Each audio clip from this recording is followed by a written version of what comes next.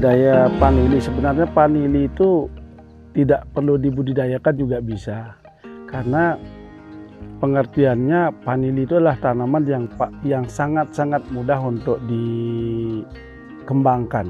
Jadi kita potong, kita taruh di bawah, juga dia bakalan hidup.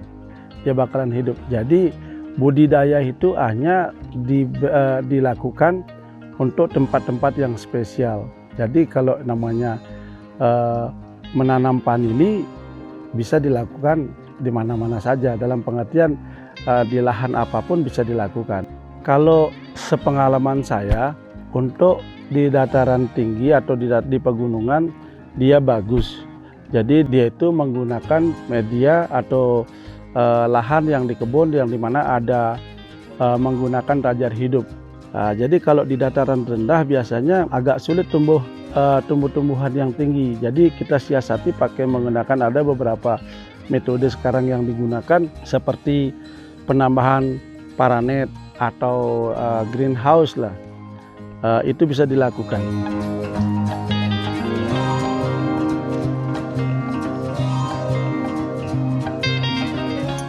Panili pada umumnya berbunga tergantung dari letak panili itu ditanam. Jadi kalau di dataran yang lebih rendah biasanya awal dari panili itu berbuah atau berbunga yaitu di bulan Mei kalau berbunga. Pemanenannya di sekitar bulan Desember. Kalau di dataran lebih tinggi paling pengawinannya itu atau pembungaannya itu di bulan Agustus, jadi panen sekitar bulan April Mei sudah panen. Jadi intinya panili itu berbunga tergantung di mana dia ditanam.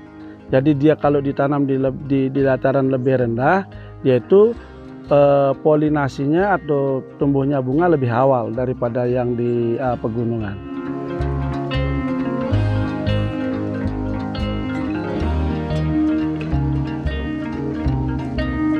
Panili adalah tanaman yang bisa kita tanam di mana saja dan bisa dibuahkan dengan cara stressing. Intinya kalau panili itu berbunga ketika dia tuh mengalami masa dia merasa bahwa dia sakit. Jadi kita berusaha membuat panili itu sakit dengan cara stressing. Ada beberapa jenis stressing yang bisa dilakukan. Kalau misalnya di konvensional kita tidak melakukan penyiraman untuk beberapa saat sampai dia tuh layu, dan saat layu baru disiram dan dia akan muncul bunga. Tetapi kalau menggunakan stressing dengan cara yang lain, bisa melakukan pemijatan atau pengikatan di sulur yang ingin kita bungakan. Jadi pada dasarnya panili itu untuk mendapatkan buah dia itu mengalami beberapa proses, yaitu proses yang tidak bisa dilakukan dia sendiri. Jadi kita yang melakukan proses polinasi sehingga dia itu muncul menjadi buah.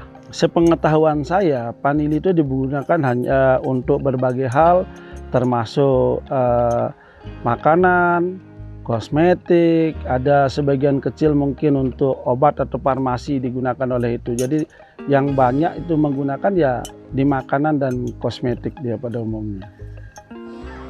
Kalau kita bicara luas lahan itu kan relatif ya. Jadi relatif dalam pengertian seberapa dia memiliki lahan. Dan untuk jarak tanam juga ada beberapa tipe atau beberapa cara, dan ini kembali lagi bukan sesuatu yang harus.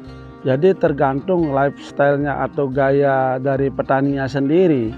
Ada yang menggunakan konvensional, mungkin dia hanya menggunakan dengan tajar hidup, paling sekitar antar tajar itu dia tuh menggunakan sekitar 80 cm.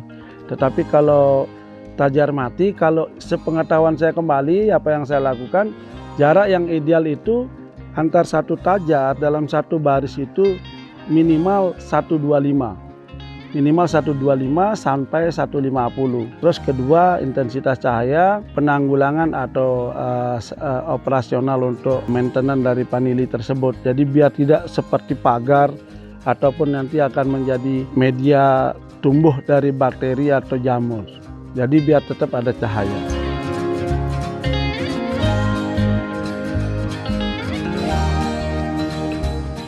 Kalau untuk masalah bibit atau penanaman, di sini tidak ada istilah maksimal minimalnya. Jadi penanaman panili dilakukan di media apa yang ditanam. Jadi kalau media yang konvensional mungkin cukup satu saja.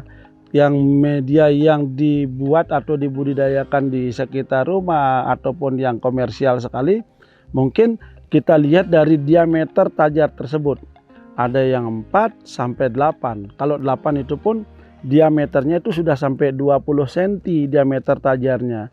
Jadi dia cukup ideal untuk penanamannya. Jadi mungkin kurang kalau yang 10 cm diameternya, berarti kita menggunakan 4. 4 dalam artian kita menanam 4 sulur bukan tanpa perhitungan. Jadi kita bisa mengatur sulur turun. Kedua juga membuat semuanya terlihat menjadi seimbang. Kalau misalnya cuma satu dengan tajar yang besar juga tidak proporsional. Jadi dia itu semakin banyak sulur, semakin banyak tunas yang keluar, asumsinya potensi untuk tumbuh bunga atau potensi hasil yang dihasilkan dari tajar tersebut semakin banyak. Diameter 20 cm ya mungkin bisa mencapai 15 kilo dalam satu tajar. Kalau yang kecil dalam konvensional juga bisa lebih dari itu, tetapi dengan cara stressing atau pemeliharaan yang sedikit lebih ekstra, seperti begitu.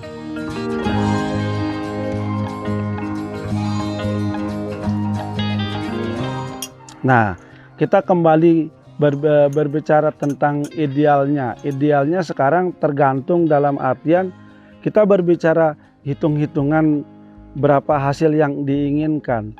Kalau terlalu pendek, jadi potensi bunga yang kita dapatkan itu sedikit. Tetapi kalau yang agak tinggi dalam artian kita ideal untuk melakukan polinasi, kita bisa sampai 2 meter. 2 meter turun, kita sudah dapat potensi bunga itu sudah lebih dari 3 tandan.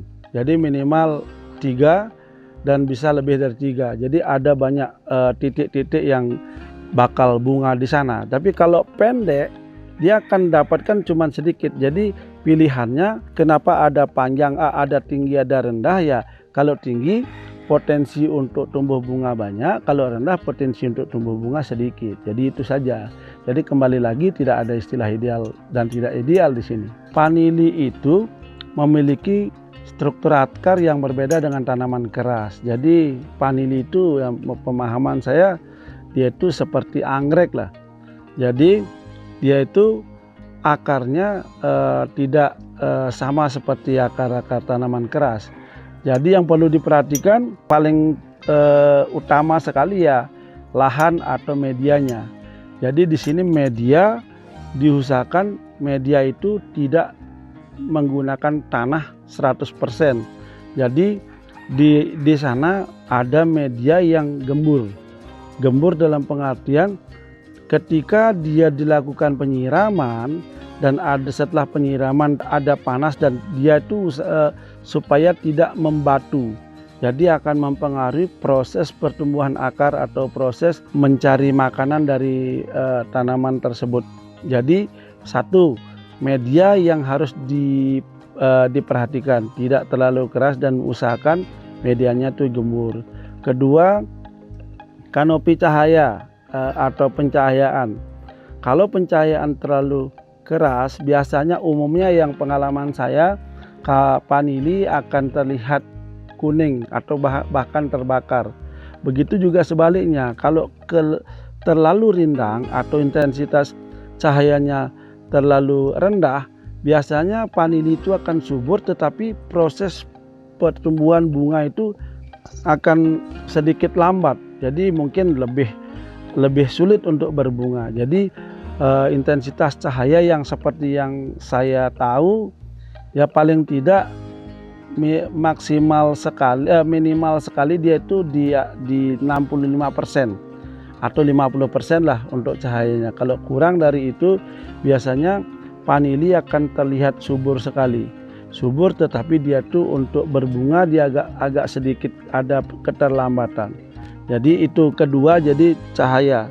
Ketiga, sistem pemeliharaan yang tidak terlalu ekstrim. Kalau terlalu ekstrim biasanya dia itu ada cacat dan terkena jamur. Yang ketiga, tentang lingkungan dari penanaman vanili tersebut.